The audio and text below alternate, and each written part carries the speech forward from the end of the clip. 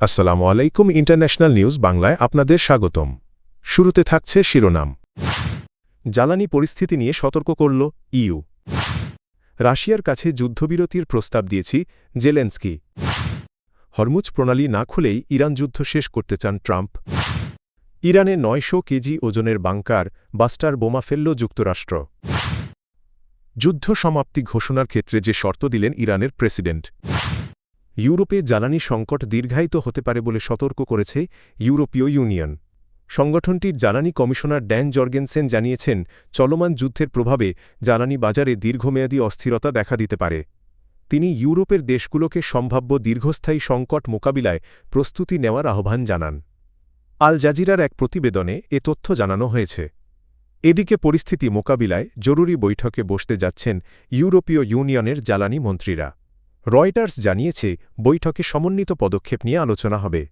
বিশ্লেষকদের মতে জ্বালানি সরবরাহে অনিশ্চয়তা অব্যাহত থাকলে ইউরোপের অর্থনীতিতে এর দীর্ঘমেয়াদী প্রভাব পড়তে পারে। রাশিয়ার সঙ্গে যুদ্ধবিরতির প্রস্তাব দিয়েছেন ইউক্রেনের প্রেসিডেন্ট ভলোদিমির জেলেনস্কি। তিনি জানিয়েছেন, আসন্ন ইস্টার উপলক্ষে সাময়িক যুদ্ধবিরতির আহ্বান জানানো হয়েছে। একই সঙ্গে তেল ও গ্যাসের বাজারে চাপ কমাতে জ্বালানি অবকাঠামোর ওপর পারস্পরিক হামলা বন্ধ রাখার প্রস্তাবও দিয়েছেন তিনি। সাংবাদিকদের সঙ্গে আলাপকালে জেলেনস্কি বলেন, যারা জীবনকে সম্মান করে তারা সবাই একটি স্থায়ী যুদ্ধবিরতি চাইবে। তবে ইউক্রেনের মর্যাদা ও সার্বভৌমত্ব বিসর্জন দিয়ে কোনো আপোস করা হবে না বলেও তিনি স্পষ্ট করেন। উল্লেখ্য, এ বছর অর্থোডক্স ইস্টার ১৬ই এপ্রিল উদযাপিত হবে।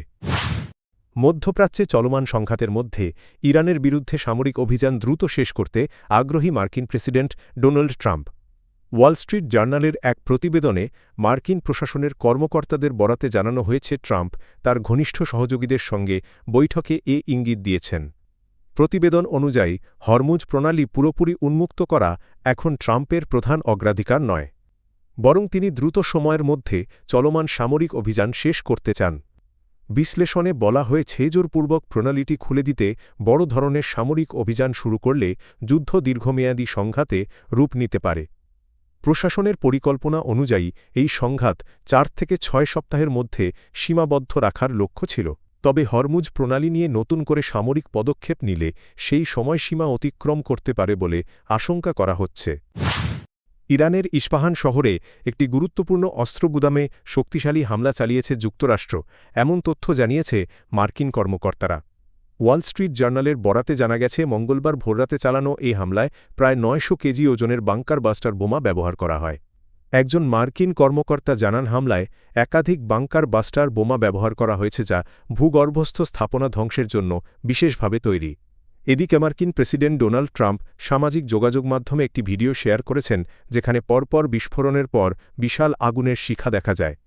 তবে হামলায় ক্ষয়ক্ষতির পরিমাণ বা হতাহতের বিষয়ে এখনও বিস্তারিত কোনো তথ্য জানানো হয়নি।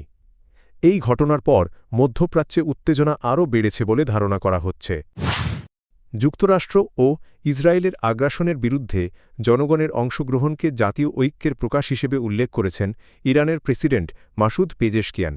সোমবার মন্ত্রিসভার বৈঠকে তিনি বলেন, এই ঐক্যই বর্তমান সংকট মোকাবিলার মূল শক্তি। পেজেশকিয়ান স্পষ্ট করেন, ইরানের জাতীয় স্বার্থ ও শর্ত পূরণ না হলে চলমান যুদ্ধে কোনো সমাধান বা সিদ্ধান্ত গ্রহণ করা হবে না। বৈঠকে যুদ্ধকালীন পরিস্থিতিতে দেশের সার্বিক অবস্থানিত্ব, প্রয়োজনীয় পণ্যের সরবরাহ এবং জরুরি সেবা কার্যক্রম পর্যালোচনা করা হয়। মন্ত্রিসভার সদস্যরা সেবা অব্যাহত রাখা এবং জনজীবন স্বাভাবিক রাখার বিষয়ে নিজেদের কার্যক্রম তুলে ধরেন। এ সময় প্রেসিডেন্ট পেজেশকিয়ান বলেন, রাষ্ট্রীয় প্রতিষ্ঠানের মধ্যে সমন্বয় বৃদ্ধি এবং সেবা অব্যাহত রাখাই এই সংকট মোকাবিলায় প্রধান শক্তি।